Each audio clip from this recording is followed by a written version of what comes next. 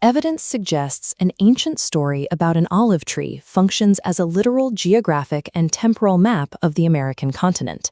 This interpretation centers on the allegory of the vineyard found in Jacob chapter 5. To navigate this text, we first define its symbols. The tame olive tree represents the house of Israel, identifying a specific people bound by covenant. These original inhabitants are eventually contrasted with wild branches, representing those born outside that lineage. The allegory provides a predictive timeline for these groups, beginning its primary historical sequence in the year 1492. The location of the vineyard serves as the primary geographical coordinate for every subsequent event in the text. In this model, the roots of the tree identify a physical landmass rather than a demographic or a build line. The land itself serves as the foundation of the covenant, before any history can be tracked. This entire root system is anchored in the American continent. A distinct divine covenant remains attached to this specific soil throughout the text's history. The original branches grafted into this land belonged to the family of Lehi.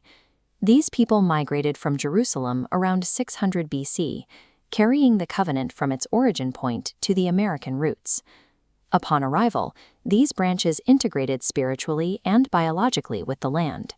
For over 2,000 years, these branches grew in isolation from the rest of the world. The text notes that these original branches eventually failed, triggering a need for an external intervention. Even when the branches are lost, the roots remain viable, creating the necessity for the 1492 grafting.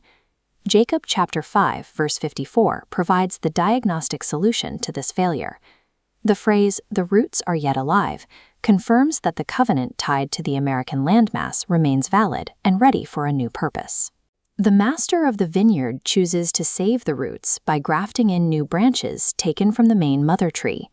These new branches identify the Gentiles originating from Europe. Though they were not part of the original planting, they are considered part of the tame tree through adoption via faith. Romans chapter 11, verse 17 establishes the theological precedent for this operation.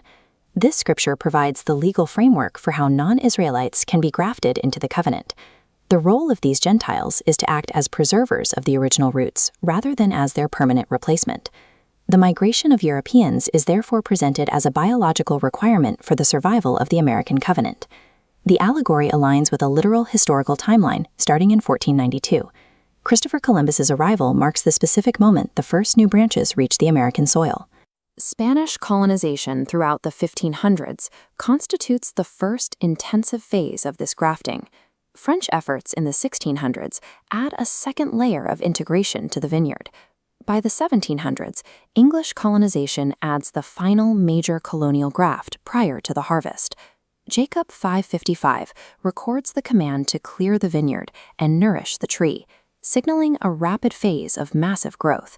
This expansion aligns with the rise of the British Empire, which provided the maritime infrastructure to transport these European branches to territories across the American landmass. During this critical nourishment phase, both the surviving indigenous branches and the new Gentile grafts strengthen the land. Both groups are viewed as coming from the same mother tree, despite their different historical trajectories. These grafts matured through the American Revolution and into the early 19th century. By 1830, the established political and spiritual infrastructure showed the maturity of the tree. The historical grafting process concluded by 1830, leaving the tree ready for the final harvest. This centuries-long operation culminates in the harvest.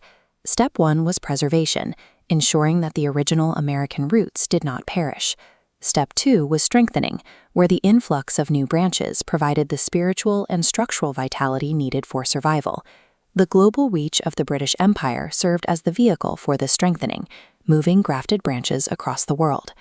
The biological vitality established in stages 1 and 2 exists for one specific purpose: to force the production of fruit.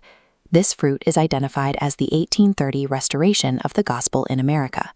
This model suggests the entire timeline of North America was engineered to facilitate this spiritual outcome. Major events from Columbus to the British Empire are reframed as components of a divine arrangement. These events function as the calculated steps of a long-term agricultural operation.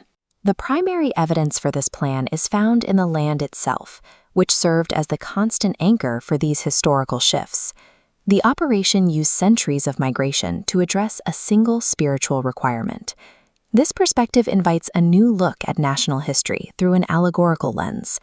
If history is a process of cultivation, then bringing forth fruit becomes a modern individual and national responsibility. The allegory provides a unifying logic to a disparate and often violent history. This interpretation presents history as a deliberate preparation for a spiritual harvest that continues today.